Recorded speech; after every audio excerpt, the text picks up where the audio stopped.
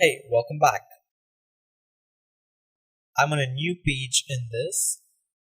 You know how to add a new page. Go ahead, click this, and you'll get a new page.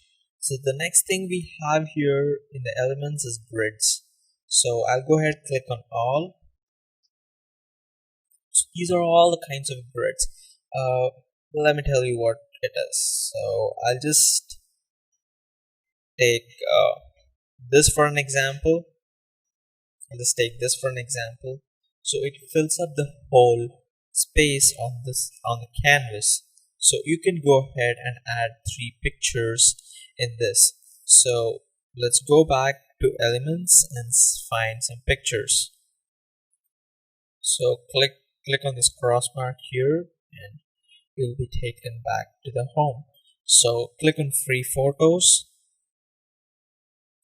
and I'm just going to drag and drop few images here, but for your case and your purpose when you're designing, choose the images right. So just click, drag and drop. That's all. So click, drag and drop. Click, drag and click, drag and drop. So that's all you need to do.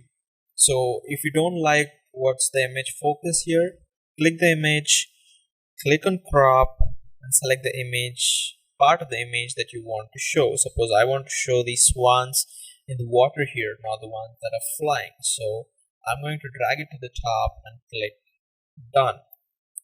So similarly for this image, click the image, click on crop. So I want to show this part. So I'm going to drag it to the other end, click done. So this is all the grids are. Click this cross mark and click on grids. So there are different types of grids, a lot of grids in fact. So Canva gives you a lot of them. So you can go ahead, play with these grids and see what you can create. So alright, I'll see you in the next video where we will be talking about shapes.